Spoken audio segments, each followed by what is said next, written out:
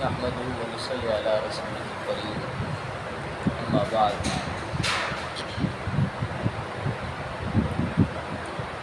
سن 3 ہجری کے اہم واقعات کا ذکر ہم نے کیا تھا۔ شراب کی حرمت بھی ہجرت کے تیسرے سال نازل ہوئی۔ اس سے پہلے شراب کی باقاعدہ حرمت نازل نہیں ہوئی تھی، اور شراب کی جو حرمت ہے وہ کئی مراحل میں ہوئی۔ قرآن حکیم میں اس کا ذکر ہے، لیکن بہرحال سن 3 ہجری میں باقاعدہ شراب کو مکمل طور پہ حرام قرار دیا گیا۔ چونکہ غزوہ احد ہوا سن 3 ہجری میں، اور ہم نے اس کا ذکر کیا تھا کہ غزوہ احد سے جاتے ہوئے ابو سفیان جو تھے انہوں نے اعلان کیا تھا کہ اگلے سال پھر بدر میں ملاقات ہوگی۔ یہ آپس میں ایک بات طے ہوئی تھی، ایک وعدہ ہوا تھا کہ اگلے سال ہم پھر آئیں گے اور بدر میں جنگ ہوگی۔ تو اب اگلے سال نبی کریم صلی اللہ علیہ وآلہ وسلم نے اسی موسم میں پھر تیاری فرمائی۔ 1500 صحابہ آپ صلی اللہ علیہ وسلم کے ساتھ تیار ہوئے، اور آپ ان کو لے کر بدر میں تشریف لے گئے۔ اور یہ وہ دن تھے جن دنوں میں بدر کے مقام پر ایک میلہ لگتا تھا، اس میں تجارت ہوتی تھی، مختلف علاقوں سے لوگ سامان تجارت لاتے تھے، آ کے بدر میں فروخت کرتے تھے۔ تو 1500 صحابہ کی معیت میں آپ صلی اللہ علیہ وآلہ وسلم بدر تشریف لے گئے۔ ادھر سے حضرت ابو سفیان بھی مکہ سے ایک بڑا لشکر لے کر نکلے۔ ان کا اپنا دل یہ تھا کہ نبی صلی اللہ علیہ وسلم اور مسلمان نہ آئیں، چونکہ احد میں ان کو کافی نقصان ہو چکا ہے، تو چلو ہماری ایک داغ بھی بیٹھ جائے گی، جنگ بھی نہیں ہوگی اور معاملہ بھی سر سے ٹل جائے گا۔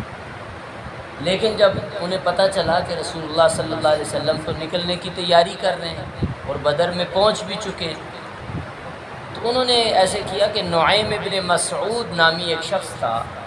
اس کو پیسے دیے اور اس کو اس کے لیے تیار کیا کہ تم وہاں جا کر جھوٹا پروپیگنڈا کرو کہ مکہ والے اتنا بڑا لشکر لے کے آ رہے ہیں کہ تم سب کو بہا کے لے جائے، اور ان کو ڈراؤ، اور اتنا ڈراؤ تاکہ وہ واپس چلے جائیں۔ مقصد یہ تھا کہ اگر وہ بدر سے واپس چلے جاتے ہیں تو ہم بھی راستے سے ہی واپس چلے جائیں۔ اپنے ساتھیوں سے ابو سفیان کہہ رہے تھے کہ یہ جنگ کا سیزن نہیں ہے، حالات بھی پہلے خراب ہیں، معاشی طور پہ بھی بڑے مسائل ہیں، قحط سالی بھی ہے، تو جنگ میں پتہ نہیں کیا ہوتا ہے، تو جنگ اگر نہ ہی ہو تو اچھا ہے۔ اس کے لیے انہوں نے پروپیگنڈا کرنے کے لیے ایک بندے کو بھیجا۔ وہ آیا اور اس نے آ کے اسی طرح جو ہے بڑا بنا سنوار کے یہ کہا کہ ابو سفیان تو مکہ سے بہت بڑا لشکر لے کے آ رہے ہیں۔ تو نبی کریم صلی اللہ علیہ وآلہ وسلم کے صحابہ کو جب یہ بات پتہ چلی تو انہوں نے اور جوش سے نعرے لگانے شروع کر، اور وہ اور جوش دکھانے لگ گئے۔ انہوں نے کہا اب تو مزہ آئے گا، اب تو جنگ ہوگی۔ تو جب ابو سفیان کو پتہ چلا کہ وہاں تو حالات دوسری طرح ہیں، تو وہ پھر بدر میں نہیں آئے۔ مر الزہران ایک مقام ہے، وہاں سے ہی انہوں نے اپنا لشکر واپس موڑ لیا۔ تو اس طرح جو ہے یہ نبی کریم صلی اللہ علیہ وسلم نکلے تھے لیکن وہ نہیں آئے تھے۔ قرآن حکیم میں اس کا ذکر موجود ہے ان واقعات کا۔ شعبان سن 5 ہجری میں نبی کریم صلی اللہ علیہ وآلہ وسلم ایک غزوہ کے لیے نکلے، جس کو غزوہ بنو مصطلق کہا جاتا ہے۔ غزوہ مریسی بھی کہتے ہیں اس کو، اور غزوہ بنو مصطلق بھی کہتے ہیں۔ اس غزوہ کے ساتھ بہت سارے واقعات جڑے ہوئے ہیں۔ نبی کریم صلی اللہ علیہ وآلہ وسلم کو یہ اطلاع ملی کہ بنو مصطلق کا جو سردار ہے حارث بن زرار، وہ تیاری کر رہا ہے مدینہ طیبہ پہ حملہ کرنے کی۔ تو آپ صلی اللہ علیہ وآلہ وسلم نے حضرت بریدہ بن حصیب اسلمی رضی اللہ تعالیٰ عنہ کو بھیجا کہ جاؤ جا کے کھود وغیرہ لگاؤ کہ کیا صورتحال ہے۔ وہ گئے، انہوں نے جا کے کھوج لگائی، پتہ چلا کہ واقعتاً بات ٹھیک ہے، وہ تیاری کر رہے ہیں۔ انہوں نے آ کے نبی کریم صلی اللہ علیہ وسلم کو بتایا کہ یا رسول اللہ وہ تیاری کر رہے ہیں، مدینہ پہ حملہ کرنا چاہتے ہیں۔ تو نبی کریم صلی اللہ علیہ وسلم نے صحابہ کو حکم دیا اور جلدی سے جو ہے ایک لشکر تیار کیا اور اس لشکر کو لے کے نبی کریم صلی اللہ علیہ وسلم روانہ ہو گئے۔ اور وہ تیاریاں ہی کر رہے تھے تو اچانک صحابہ پہنچ گئے، انہوں نے اچانک ہی حملہ کر دیا، اور اس میں یہ ہے کہ وہ لوگ سنبھل نہیں سکے، ظاہر میدان تو نہیں لگا ہوا تھا، تو اچانک کہ ان کے حملے کی وہ تاب نہیں لا سکے، نتیجتاً ان کے کچھ لوگ مارے گئے اور 200 گرانے ان کے قیدی بن گئے، سب کو قیدی بنا لیا گیا، پورے قبیلے کی ایک بڑی جماعت جو تھی ان کو قیدی بنا لیا گیا، اور قیدی بنا کر ان کو نبی کریم صلی اللہ علیہ وسلم دے، بہت سارا مال غنیمت بھی ہاتھ آیا، وہ آپ صلی اللہ علیہ وسلم نے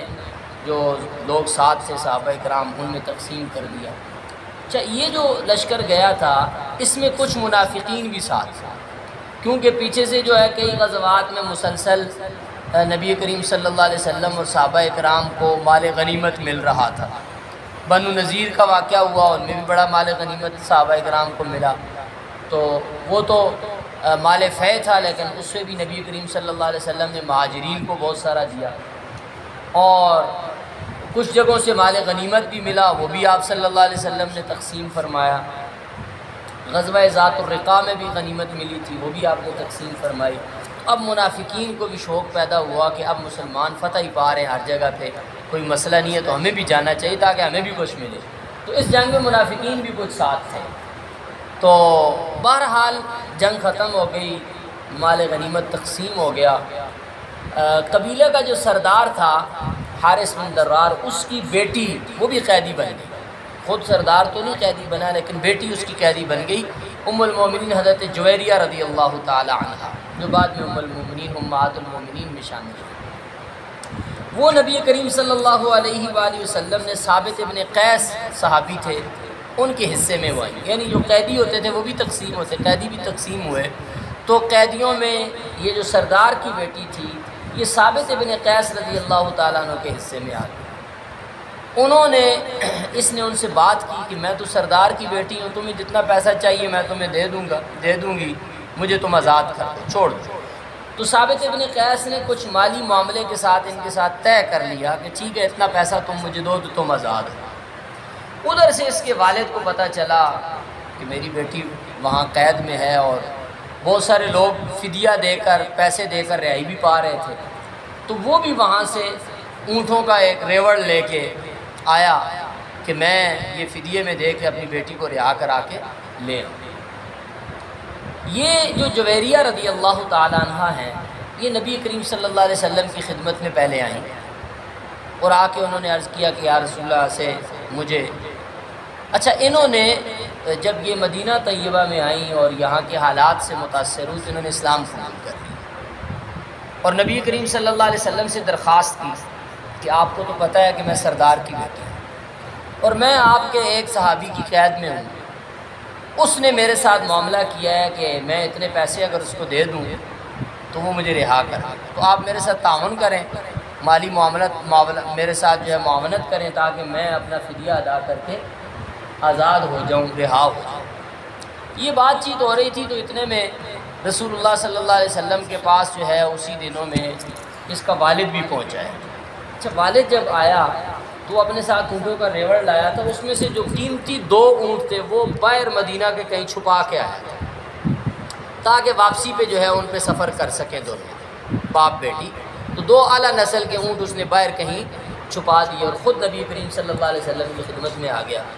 اور آگے اس نے درخواست پیش کی کہ میری بیٹی آپ کے لوگوں کے پاس قید میں ہے، تو اگر فدیہ لے کر اس کو رہا کر دیا جائے تو آپ کا احسان ہوگا مجھ پر۔ تو نبی کریم صلی اللہ علیہ وسلم نے فرمایا کہ وہ جو 2 اونٹ تم چھپا کے آئے گا وہ کون لائے گا؟ تو وہ ایک دم سے اکا بکا ہو گیا، اس نے فوراً کہا اشہد انک رسول اللہ، میں گواہی دیتا ہوں آپ اللہ کے رسول ہیں، کیونکہ وہ میرے علاوہ دنیا میں کسی کو نہیں پتا تھا کہ میں وہ 2 اونٹ لے کے آیا، تو اگر آپ یہ بتا رہے ہیں تو اس کا مطلب یہ ہے کہ آپ اللہ کے سچے نبی۔ اس نے اسلام قبول کیا۔ پھر اس نے کہا کہ یا رسول اللہ میں اپنی بیٹی کو لے کے جانا چاہتا ہوں۔ آپ صلی اللہ علیہ وسلم نے فرمایا کہ یہ آپ کی بیٹی کا معاملہ ہے، اگر وہ جانا چاہے تو آپ لے جائیں، تو اس کو اختیار دیتے ہیں، جو وہ کہتی ہے اس طرح کر لیتا۔ تو بیٹی سے اس نے پوچھا تو اس نے کہا میں اللہ اور اللہ کے رسول کو اختیار کرتی ہوں، میں آپ کے ساتھ نہیں جاتی۔ تو نبی کریم صلی اللہ علیہ وآلہ وسلم نے فرمایا کہ کیا تمہارے لیے بات اس سے زیادہ، اس کی رہائی سے زیادہ یہ خوشی کی بات نہیں ہے کہ میں اس کو اپنی زوجیت میں لے آؤں؟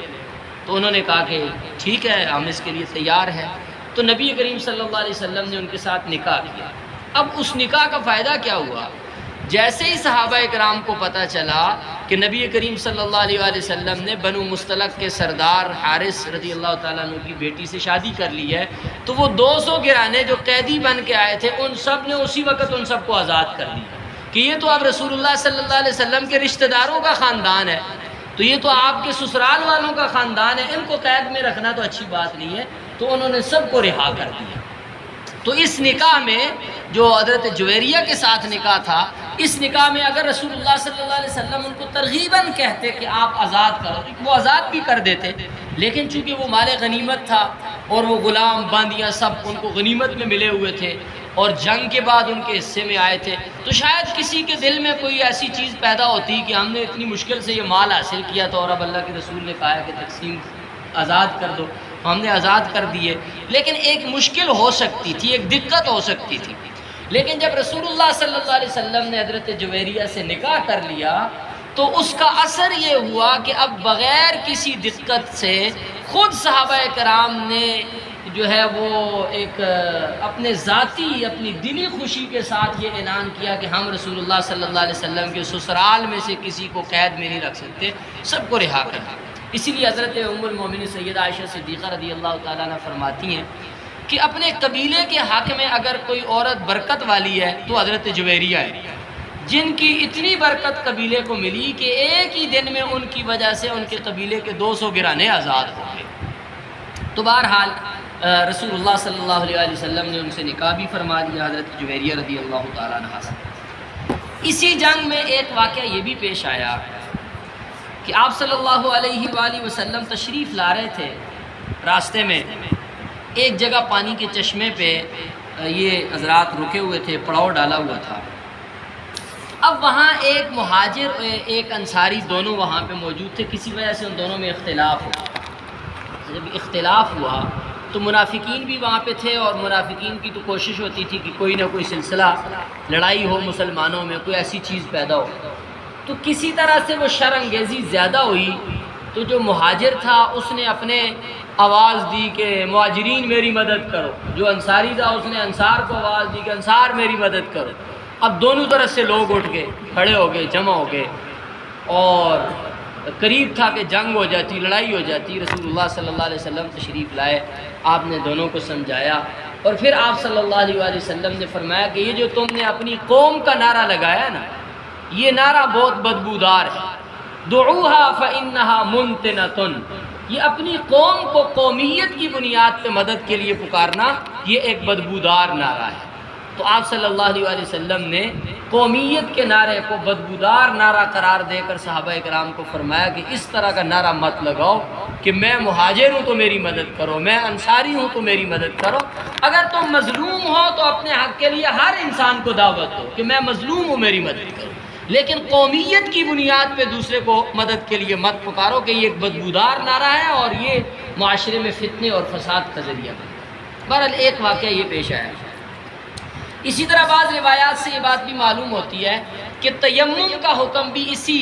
غزوہ کے واپسی کے جو سفر تھا اس میں نازل ہوا۔ ایک روایت یہ ہے کہ ایک جگہ پہ پڑاؤ ڈالا، ام المومنات عائشہ صدیقہ رضی اللہ تعالیٰ عنہ کا ہار گم ہو گیا، اور گما ایسے کہ ہار ٹوٹ کے گرا۔ تو جس سواری پر یہ سوار تھی، ہوتا یہ تھا کہ پردے کا حکم چونکہ نازل ہو چکا تھا، جیسے پہلے بھی ہم نے اس کا ذکر کیا پچھلی نشستوں میں، تو اب یہ تھا کہ جو ازواج مطہرات کو بھی نبی کریم صلی اللہ علیہ وسلم سفر میں لے کے جاتے تھے۔ تو یہ بات بھی ذہن میں رکھیں،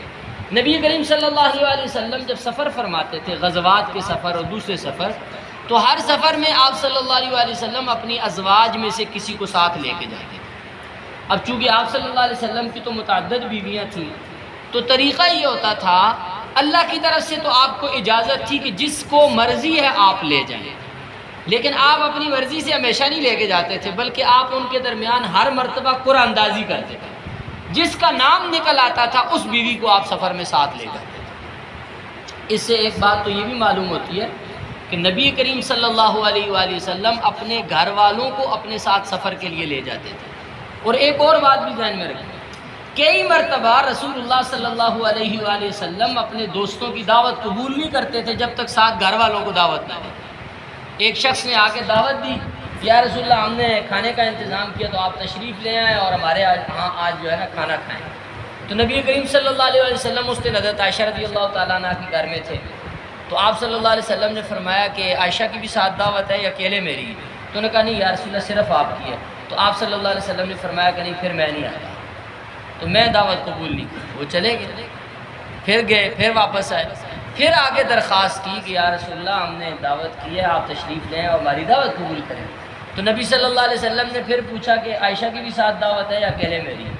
تو انہوں نے کہا اکیلے آپ کی۔ آپ صلی اللہ علیہ وسلم نے پھر انکار فرمایا، آپ نے فرمایا کہ نہیں میں اکیلے نہیں آتا۔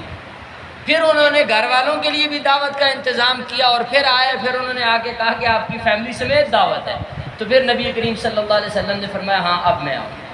اس سے یہ بات معلوم ہوتی ہے کہ نبی کریم صلی اللہ علیہ وسلم اپنے گھر والوں کی دل جوئی کے لیے اپنے دوستوں کی جو دعوتیں ہوتی تھی وہ قبول نہیں کرتے تھے، اور ان کو یہ کہتے تھے کہ گھر والوں کی بھی فیملی سمیت دعوت کرو پھر ہم آئیں گے۔ اور پھر آپ صلی اللہ علیہ وسلم اپنے گھر والوں کو ساتھ لے کر جاتے تھے۔ اور اسی طرح سفر میں بھی آپ اپنی ازواج مطہرات کو ساتھ لے کر جاتے تھے، کسی نہ کسی بیوی کو اپنے سفر میں ساتھ رکھتے تھے۔ اس سفر میں ام المومنین سیدہ عائشہ صدیقہ رضی اللہ تعالیٰ عنہ ساتھ تھی۔ اب یہ ہوتا تھا کہ ایک وہ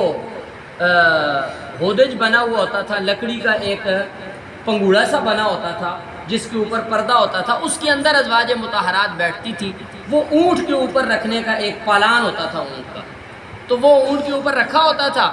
اور یہ اس میں بیٹھی ہوتی تھی۔ جب اترنے کی ضرورت ہوتی اونٹ کو بٹھایا جاتا تو صحابہ کرام اس پنگوڑے کو اٹھا کے نیچے رکھتے اور یہ پھر اپنی اپنے کاموں میں ادھر ادھر سارے چلے ہو جاتے، منتشر ہو جاتے۔ رسول اللہ صلی اللہ علیہ وسلم کی سواری علیحدہ بیٹھتی تھی، تو یہ ان میں سے پھر جس نے اترنا ہوتا، ضرورت کے لیے قضاء حاجت کے لیے جانا ہے، کسی ضرورت کے لیے باہر نکلنا ہے، تو وہ جو باقی مستورات بھی ساتھ ہوتی تھی تو ان کے ساتھ وہ نکلتی تھی۔ تو ایسے ہی ایک جگہ پہ پڑاؤ ڈالا تو حضرت عائشہ رضی اللہ تعالیٰ عنہ کا گلے کا ہار گر گیا۔ ہار ٹوٹ کے گرا تو وہ اترتے وقت گرا تھا، ان کو پتہ نہیں چلا، اور وہ اونٹ جس پہ وہ سوار تھی وہ اونٹ ادھر بیٹھ گیا تو نیچے ہار آ گیا، اوپر بیٹھ گیا وہ۔ حضرت عائشہ باہر گئیں، ضرورت سے قضاء حاجت سے فارغ ہو کے ان کو پتہ چلا کہ ہار گم ہو گیا ہے۔ انہوں نے رسول اللہ صلی اللہ علیہ وسلم کو بتایا کہ میرا ہار کہیں گر گیا ہے۔ پہلے تو جب میں یہاں تک ہم آئے ہیں تو ساتھ ہی تھا، اب یہاں پتہ نہیں کہیں گرا ہے، پتہ نہیں کہاں چلا گیا۔ آپ صلی اللہ علیہ وسلم نے صحابہ کو فرمایا کہ عائشہ کا ہار گم گیا، ڈھونڈو۔ اب سارے ڈھونڈنے لگ گئے، ہار نہیں مل رہا۔ ہار کیسے ملتا؟ ہار اونٹ کے نیچے اور اونٹ بیٹھا ہوا ہے۔ اب وہ ڈھونڈ رہے ہیں، اور یہ وہ جگہ تھی کہ جہاں پانی بھی نہیں تھا، وضو کے لیے بھی کوئی انتظام، ویسے تو پانی پہ پڑاؤ ڈالتے تھے، اور یہ اچانک کسی قضاء حاجت وغیرہ کے لیے پڑاؤ ڈالا تھا، پانی بھی نہیں تھا۔ اب یہ کہ نماز کا وقت ہو گیا لیکن پانی نہیں ہے۔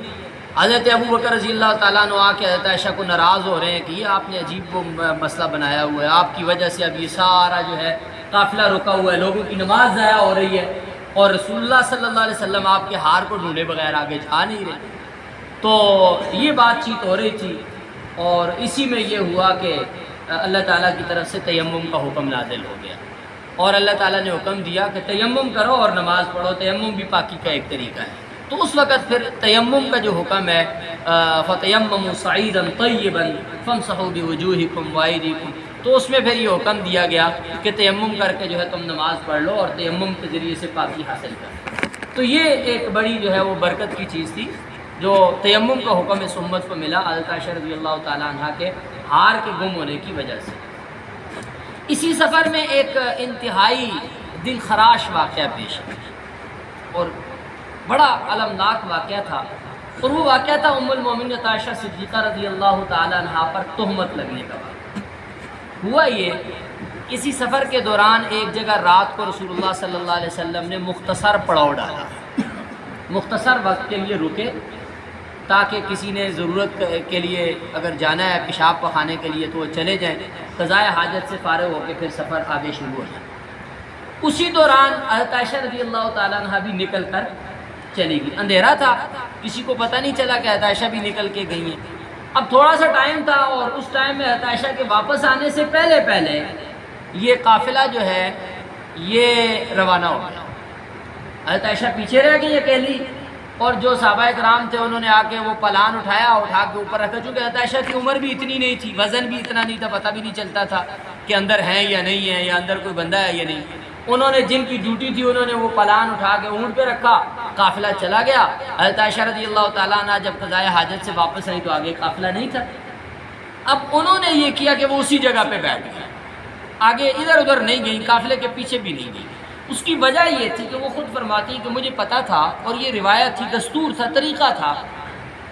کہ رسول اللہ صلی اللہ علیہ وآلہ وسلم اپنے پیچھے کسی نہ کسی ایک بندے کو چھوڑتے تھے جو قافلے سے کافی پیچھے چلتا تھا، اور اس کا مقصد یہ ہوتا تھا کہ قافلے کے پیچھے پیچھے وہ آتا رہتا کہ قافلے سے کوئی چیز گر جائے، کسی کا کوئی کپڑا گر جائے، کوئی ہتھیار گر جائے، کیونکہ اونٹوں کا گھوڑوں کا سفر ہوتا تھا، تو تاکہ وہ چیز اٹھاتا ہوا، سامان اٹھاتا ہوا قافلے کے پیچھے ہے۔ تو حضرت صفوان ابن معطل رضی اللہ تعالیٰ عنہ، ان کو نبی کریم صلی اللہ علیہ وسلم نے پیچھے چھوڑا تھا۔ یہ بدری صحابی تھے، بڑے نیک سیرت صحابی تھے، تو یہ پیچھے پیچھے آ رہے تھے۔ حضرت عائشہ رضی اللہ تعالیٰ عنہ وہیں پہ تھیں، اور یہ جب پیچھے آئے تو ان کو اندازہ ہوا کہ شاید کوئی سامان کسی کا گر گیا، کہ ایک درخت تھا اس کے نیچے حضرت عائشہ رضی اللہ تعالیٰ عنہ اپنا جو دوپٹہ تھا، اپنی چادر تھی، وہ اوڑھ کے لیٹ گئی تھی، اور اس انتظار میں تھی کہ رسول اللہ صلی اللہ علیہ وسلم جہاں بھی دیکھیں گے اور مجھے نہیں پائیں گے تو مجھے تلاش کریں گے، واپس اسی جگہ پہ آئیں گے، پڑھو تو یہیں پہ ڈالا ہے۔ تو اب یہ ہوا کہ جب حضرت صفوان آئے، ان کی دور سے جب نظر پڑی تو انہوں نے پہچان لیا۔ تو حضرت عائشہ فرماتی ہیں، خود اس واقعے کو بیان کرتی ہیں، بخاری مسلم حدیث کی دوسری کتابوں میں تفصیل سے واقعہ موجود ہے۔ حضرت عائشہ رضی اللہ تعالیٰ نے فرماتی ہیں کہ چونکہ میں اکیلی تنہائی میں بیٹھی ہوئی، پردہ میں نے نہیں کیا ہوا تھا، تو صفوان نے دور سے مجھے دیکھا تو انہوں نے پہچان لیا، کیونکہ پردے کا حکم نازل ہونے سے پہلے انہوں نے مجھے دیکھا ہوا تھا، تو وہ پہچانتے تھے۔ انہوں نے جیسے ہی ان کی نظر پڑی تو انہوں نے انا للہ و انا الیہ راجعون پڑھا۔ حضرت عائشہ فرماتی ہیں کہ صفوان نے انا للہ کے علاوہ کوئی بات، استرجاع اس کو کہتے ہیں، کلمہ استرجاع، انا للہ و انا الیہ راجعون، صرف یہ کلمہ پڑھا اور آئے اور اونٹ میرے پاس بٹھایا، میں اٹھ کے ان کے اونٹ پہ سوار ہوئی، انہوں نے اونٹ کی مہار پکڑی اور چل پڑے۔ کوئی بات چیت نہیں ہوئی، کیسے پیچھے رہ گئی، کیا ہوا، چلتے رہے۔ مدینہ طیبہ میں پہنچنے سے پہلے، قافلہ ابھی مدینہ طیبہ میں داخل نہیں ہوا تھا کہ یہ دونوں بھی قافلہ میں پہنچ آئے، دوپہر کا وقت تھا، اس وقت پہنچے۔ اب یہ ہوا کہ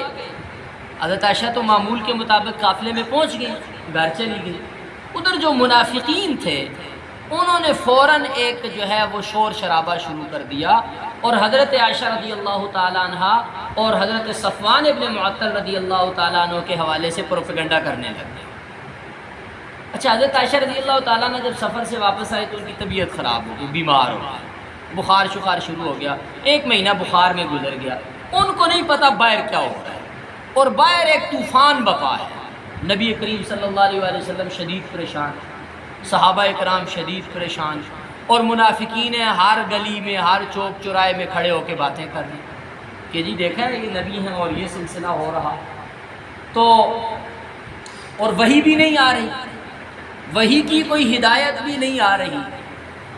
اور حضرت عائشہ رضی اللہ تعالیٰ عنہ بے خبر ہے، ان کو پتہ ہی نہیں ہے کیا ہو رہا ہے، وہ بیمار ہے، گھر میں لیٹی ہوئی ہیں۔ البتہ وہ کہتی ہیں کہ مجھے تھوڑا سا تردد ہوتا تھا کہ رسول اللہ صلی اللہ علیہ وسلم کوئی وہ محبت کا رویہ نہیں پیش کر رہے جو ویسے عام حالات میں ہوتا ہے،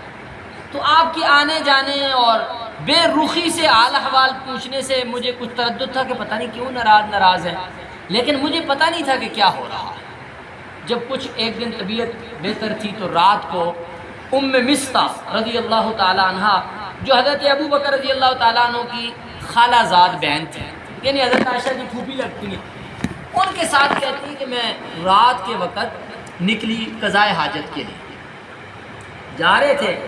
تو رستے میں ام مصطح جو تھی، ان کے بیٹے تھے مصطح، وہ بھی صحابی تھے، ان کے نام پہ ان کو ام مصطح کہا جاتا ہے۔ ان کو پاؤں پہ ٹھوکر لگی، پتھر کے ساتھ پاؤں ٹکرایا، تو انہوں نے کہا تعیسہ مصطح تباہ ہو۔ تو کہتی ہے میں نے کہا کہ تم اپنے بیٹے کو تباہی کی بد دعا دے رہی تھی، جیسے عورتوں کی عادت ہوتی ہے، ٹھوکر لگ گئی تو کسی کو برا بھلا کہتے ہیں، فلاں کی جو ہے نا وہ ایسی تیسی ہے، تو انہوں نے اپنے بیٹے کو کہا کہ وہ تباہ۔ انہوں نے کہا تو یہ اچھی بات ہے، تم اپنے بیٹے کو برا بھلا کہہ رہی ہو، وہ صحابی ہے، نیک آدمی ہے۔ اور آپ اسی کے بارے میں بات کر رہے ہیں۔ تو انہوں نے کہا کہ عائشہ آپ کو نہیں پتا اس نے کیا باتیں آپ کے بارے میں بنائی ہوئی۔ اچھا 3 صحابہ جو ہے جو مخلص صحابہ تھے، 3 لوگ انہوں نے بھی بات کی تھی۔ ایک مستح جو مستح کے بیٹے تھے، حضرت ابو بکر صدیق کے بانجے لگتے ہیں رشتے میں، حضرت عائشہ کے کزن، اور ایک حضرت حسان بن ثابت، یہ بھی باتوں میں آ گئے اور انہوں نے بھی کسی نہ کسی جگہ پہ بات کر دی، اور ایک حمنہ بنت جہش نبی کریم صلی اللہ علیہ وسلم کی سالی۔ یہ مخلص صحابہ تینوں، ان 3 بندوں نے بھی کسی نہ کسی جگہ پہ بات کی تھی لوگوں سے، اور یہ ثابت ہو گیا تھا کہ انہوں نے بھی بات کی ہے اسی حوالے سے۔ تو انہوں نے کہا کہ آپ کو نہیں پتا کہ میرے بیٹے نے آپ کے بارے میں کیا باتیں کی؟ حضرت عائشہ نے کہا نہیں مجھے تو نہیں پتا۔ تو مستح نے بتایا تو حضرت عائشہ کہتی ہیں کہ میرے پاؤں سے تو زمین نکل گئی کہ یہ کیا ہو رہا ہے۔ کہتی ہے مجھے پیشاب اور یہ چیزیں تو بھول ہی گئی۔ اسی وقت واپس آئیں، گھر پہنچی تو شدید طبیعت خراب ہو گئی اور انتہائی پریشانی اور انتہائی غم کی حالت طاری ہو گئی۔ تو میں نے رسول اللہ صلی اللہ علیہ وسلم سے اجازت مانگی کہ میں نے اپنے گھر جانا ہے۔ تو آپ صلی اللہ علیہ وسلم نے اجازت دے کہ میں گھر چلی۔ گھر میں گئی، گھر میں جا کے والدہ کے ساتھ ملی تو ماں کو میں نے پوچھا کہ آپ کو پتہ ہے یہ باتیں ہو رہی؟ تو ماں نے کہا ہاں پتہ ہے۔ تو کہا آپ نے مجھے نہیں بتایا۔ اب یہ ہوا کہ جب ان کو پتہ چلا کہ یہ تو میرے ماں باپ کو بھی پتہ ہے اور یہ اتنی باتیں ہو رہی، تو گھر جا کے عائشہ کہتی ہے کہ میں اتنی روئی، چیخی۔ تو حضرت ابو بکر رضی اللہ تعالیٰ عنہ گھر کے اوپر والے چھت پہ تھے، تو انہوں نے پوچھا رومان حضرت عائشہ رضی اللہ تعالیٰ عنہ کی والدہ سے کہ کیا ہوا؟ انہوں نے بتایا کہ عائشہ آئی ہے اور اس کو آج پتہ چلا ہے، مہینہ گزر گیا ہے ان باتوں کو حضرت عائشہ کو نہیں پتہ۔ اور حضرت عائشہ کہتی ہیں کہ پھر تو اتنا شدید بخار ہوا کہ مجھ پہ گھر میں جتنے کپڑے تھے انہوں نے لا کے مجھ پہ ڈال دیے، جتنے کمبل رضائیاں تھیں، لیکن میں سردی کی وجہ سے کانپ رہی تھی اور مسلسل پھر دن رات روئے جا رہی تھی کہ یہ ہو کیا گیا۔ ادھر رسول اللہ صلی اللہ علیہ وآلہ وسلم شدید پریشان، شدید غم زدہ ہے، وہی بھی نہیں آ رہی اور منافقین باتیں کر رہے ہیں، صحابہ بھی پریشان۔ آپ صلی اللہ علیہ وسلم نے حضرت علی، حضرت اسامہ کو بلایا، ان سے مشورہ کیا۔ حضرت اسامہ بن زید جو نبی کریم صلی اللہ علیہ وسلم کے منہ بولے بیٹے حضرت زید کے بیٹے اسامہ بن زید، ان کو بلایا،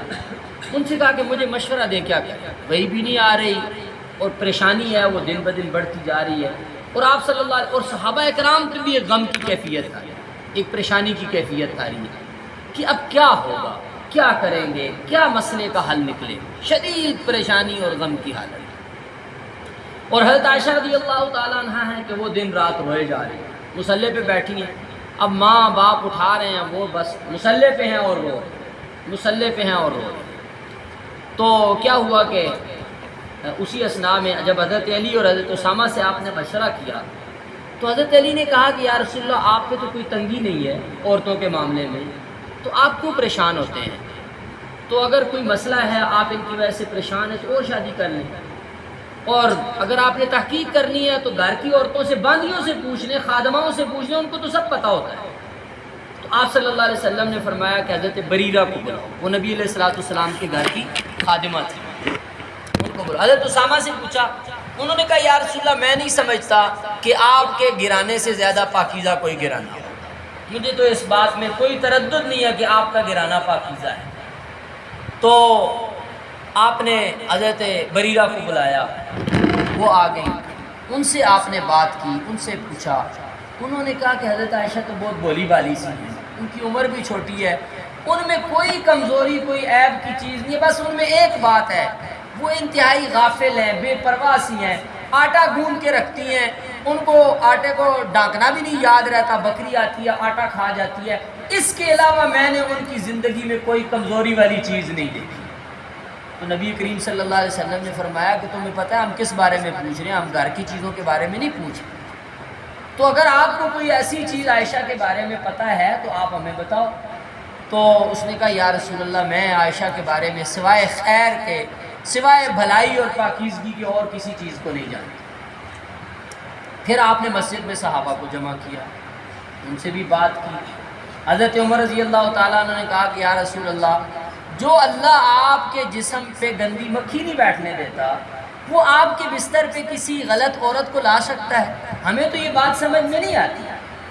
اور پھر یہ ہے کہ اللہ نے ہی آپ کو عائشہ کے ساتھ نکاح کا حکم دیا، آپ نے تو خود سے نکاح نہیں کیا،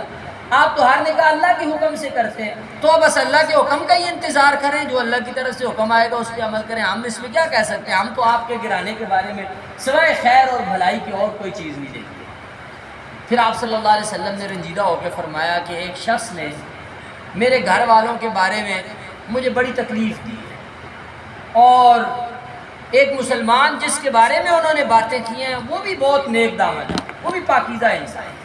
لیکن مجھے سمجھ نہیں آ رہی کہ ہم کیا کریں۔ تو آپ صلی اللہ علیہ وسلم بہت رنجیدہ تھے، بہت پریشان تھے۔ خیر، آپ صلی اللہ علیہ وسلم حضرت ابو بکر کے گھر تشریف لے گئی، چونکہ حضرت عائشہ رضی اللہ تعالیٰ عنہ اپنے گھر میں چلی گئی تھی، والدین کے گھر میں، آپ وہاں تشریف لے گئے۔ حضرت ابو بکر بھی موجود ہیں، والدہ بھی موجود ہیں، نبی کریم صلی اللہ علیہ وسلم کے، تو حضرت عائشہ رضی اللہ تعالیٰ عنہ مصلی پہ بیٹھی ہیں، مسلسل روئے جا رہی ہیں، اللہ سے امید اور آس لگائی ہیں۔ نبی کریم صلی اللہ علیہ وسلم نے فرمایا کہ عائشہ بات یہ ہے کہ مجھے تو پتہ ہے کہ تم پاک دامن ہو، لیکن یہ کہ بعض اوقات انسان سے غلطی بھی ہو جاتی ہے، اور جب انسان کوئی غلطی کر لے تو اللہ تعالیٰ معاف فرما دیتا ہے، تو کوئی ایسی بات ہے تو تم مجھے بتاؤ۔ تو حضرت عائشہ رضی اللہ تعالیٰ عنہ نے فرمایا کہ اگر میں یہ کہوں گی کہ میں بری ہوں تو آپ یقین نہیں کریں گے، اور اللہ کا حکم یہ ہے کہ میں بری ہوں، یہ چیزیں جو کہہ رہے ہیں لوگ یہ میں اس میں بری ہوں، لیکن میں اگر یہ کہوں کہ میں بری ہوں تو آپ نہیں مانیں گے، کوئی بھی نہیں مانے گا، میری بات کس نے ماننی؟ اور اگر میں کہوں کہ میں مجرم ہوں تو سب لوگ یقین کر لیں گے کہ ہاں ٹھیک کہہ رہی ہے، حالانکہ میں مجرم نہیں ہوں، تو لہٰذا میں اس میں کچھ نہیں کہتی، میں خاموش ہوں، اب اللہ کے اوپر معاملہ میں چلا۔ حضرت ابو بکر رضی اللہ تعالیٰ عنہ کو حضرت عائشہ نے کہا کہ آپ کیوں نہیں کہتے میرے بارے میں، آپ کیوں نہیں گواہی دیتے؟ تو حضرت ابو بکر رضی اللہ تعالیٰ عنہ نے کہا کہ میں ایک ایسی چیز کے بارے میں اگر کوئی بات کروں جس کا مجھے علم نہیں ہے تو پھر کون سا آسمان جو ہے مجھے اپنے نیچے رہنے دے گا اور کون سی زمین مجھے اپنے اوپر رکھے گا؟ میں کوئی ایسی گواہی نہیں دے سکتا جس کے بارے میں مجھے کوئی علم نہیں۔ تو حضرت عائشہ رضی اللہ تعالیٰ عنہ کہتی کہ جب نبی صلی اللہ علیہ وسلم نے آ کے مجھ سے یہ پوچھا تو میرے آنسو رک گئے اور میں خاموش ہو گئی، اب چپ لگ گئی، اور اسی وقت اللہ تعالیٰ کی طرف سے وحی آ گئی، جبریل امین آ گئے، وحی لے کے آ گئے، اور جب جبریل وحی لے کے آئے تو کہتی ہیں کہ میرے والد اور میری والدہ ان دونوں پہ ایک کیفیت خوف کی تاری ہے کہ وحی آ گئی ہے، اب وحی میں پتہ نہیں کیا ہوگا، لیکن میں مطمئن تھی کہ چلو شکر ہے وحی آئی ہے، شکر ہے رب کا پیغام آیا ہے، تو اللہ تعالیٰ میری برات نازل فرمائے۔ تو اسی وقت جو ہے اللہ تعالیٰ نے قرآن حکیم کی تقریباً جو ہے وہ 10 سے زیادہ آیات نازل فرمائی، اور ان آیات میں حضرت عائشہ صدیقہ رضی اللہ تعالیٰ عنہ کی برات، پاکیزگی کو بیان فرمایا، اور جن لوگوں نے یہ تہمت لگائی تھی ان کی برائی اور ان کی مذمت بیان فرمائی، اور ساتھ ہی یہ بھی حکم دیا کہ جو لوگ اس میں ملوث ہیں ان سب کو حد لگائی جائے، کسی پہ زنا کی تہمت لگانے کی 80 کوڑے حد ہے شریعت نے مقرر کی، تو یہ حکم اسی وقت دیا گیا کہ ان سب کو 80 کوڑوں کی سزا دی جائے۔ اب جب یہ حکم نازل ہوا تو حضرت عائشہ رضی اللہ تعالیٰ عنہ نے اللہ تعالیٰ کا شکر ادا کیا، اور حضرت عائشہ خود فرماتی ہے کہ مجھے یہ تو یقین تھا کہ اللہ تعالیٰ میرے بارے میں ضرور نبی صلی اللہ علیہ وآلہ وسلم کو بتا دے گا، کیونکہ میں تو پاک دامن تھی، لیکن مجھے یہ اس بات کی امید نہیں تھی کہ میرے بارے میں قرآن کی ایسی آیتیں نازل ہو جائیں گی جو نماز میں بھی پڑھی جائیں گی۔ تو اس میں وہ فخر کیا کرتی تھی کہ مجھے اس کی امید نہیں تھی، اللہ تعالیٰ نے میرے بارے میں ایسا قرآن نازل کر دیا، ایسی آیات نازل کر دی جو ہمیشہ کے لیے قرآن کا حصہ بن گئی، اور اب ان کی تلاوت کرنے پہ ثواب ہے، وہ نماز میں بھی پڑھی جا رہی ہیں۔ تو بہرحال پھر آپ صلی اللہ علیہ وسلم تشریف لائے، مسجد نبوی میں آپ نے صحابہ کو جمع کیا، اور قرآن کی وہ آیات جو سورہ نور کے اندر ہیں وہ آیات آپ صلی اللہ علیہ وسلم نے صحابہ کو سنائی، تو صحابہ کرام سب خوش ہو گئے کہ اللہ تعالیٰ نے جو ہے جو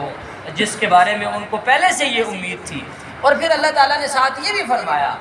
کہ جو مخلص مومنین ہیں ان کو تو کھل کے کہنا چاہیے تھا کہ ہمیں اس میں کوئی تردد نہیں ہے، نبی علیہ السلام کا گرانا پاک ہے، ان کو تو ہر جگہ کہنا چاہیے تھا۔ جن لوگوں نے نہیں کہا ان کو بھی کہنا چاہیے تھا، جو خاموش تھے ان کو بھی یہی کہنا چاہیے تھا، کیونکہ نبی کریم صلی اللہ علیہ وآلہ وسلم اس کا اظہار فرما چکے تھے کہ میں اپنی مرضی سے کسی عورت سے شادی نہیں کرتا،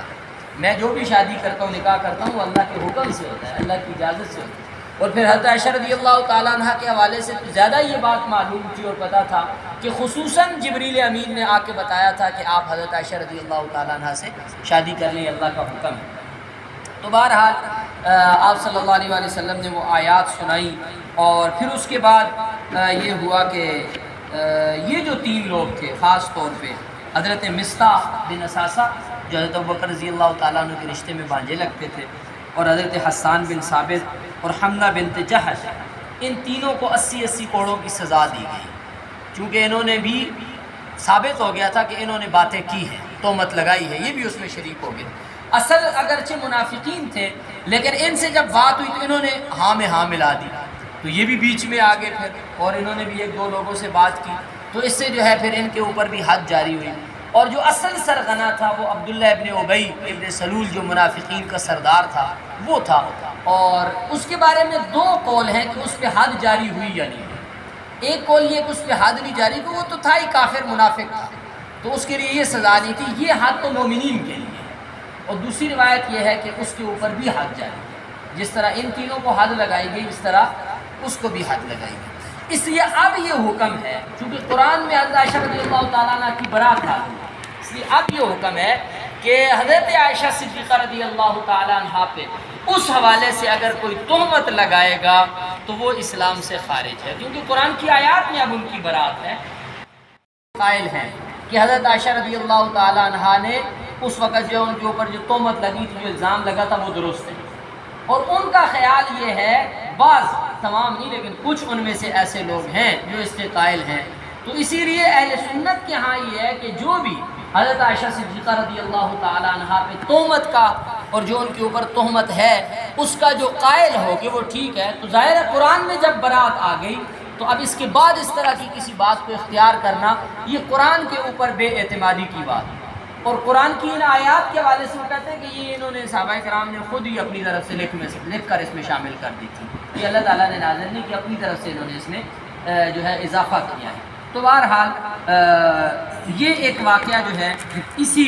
غزوہ کے موقع پر، جو غزوہ بنو مصطلق تھا، اسی کے موقع پر یہ واقعہ پیش آیا، حضرت عائشہ رضی اللہ تعالیٰ عنہ کے اوپر جو ہے وہ تہمت کا واقعہ ہے، اور یہ یعنی نبی کریم صلی اللہ علیہ وسلم کی سیرت کے یعنی المناک واقعات میں سے، انتہائی غمزدہ اور پریشان کن واقعات میں سے، جن میں سے کچھ کل بھی پچھلی نشست میں بھی ہم نے ذکر کیے تھے، تو یہ واقعہ بھی ان واقعات میں سے ہے جو انتہائی دردناک تھا اور انتہائی حسیتناک واقعہ تھا۔ بہرحال اللہ تعالیٰ نے قرآن حکیم میں اس کی وضاحت فرما کر اس واقعے کی بھی صفائی فرمائی۔ اور حضرت عائشہ رضی اللہ تعالیٰ عنہ کو جب یہ نازل ہوئی، آیات نازل ہوئی، تو حضرت ابوبکر رضی اللہ تعالیٰ عنہ نے کہا کہ عائشہ اٹھو اور نبی صلی اللہ علیہ وسلم کا شکریہ ادا کرو۔ تو حضرت عائشہ رضی اللہ تعالیٰ عنہ کے تو نبی ہونے کے علاوہ خامن بھی تھے، تو حضرت عائشہ رضی اللہ تعالیٰ عنہ نے فرمایا کہ انہوں نے تو مجھ سے پوچھا تھا کہ تم بتاؤ ٹھیک ٹھیک، تو میں اس اللہ کا شکر کیوں نہ ادا کروں جس نے میری برات نازل کی۔ تو بہرحال پھر حضرت عائشہ رضی اللہ تعالیٰ عنہ نے اللہ تعالیٰ کا شکر ادا کیا پہلے، اور پھر رسول اللہ صلی اللہ علیہ وآلہ وسلم کا شکر ادا کیا۔ تو بہرحال یہ ایک واقعہ ہے، اس کے حوالے سے بھی جو ہے ہمیں معلوم ہونا چاہیے کہ نبی علیہ الصلوۃ والسلام کی سیرت۔ اچھا، اس میں بھی بہت سارے اسباق ہیں، بہت سارے جو ہے اس میں سیرت کے اس واقعے سے بہت سارے سبق حاصل ہوتے ہیں۔ ایک سبق تو یہ حاصل ہوتا ہے کہ دیکھیں نبی کریم صلی اللہ علیہ وآلہ وسلم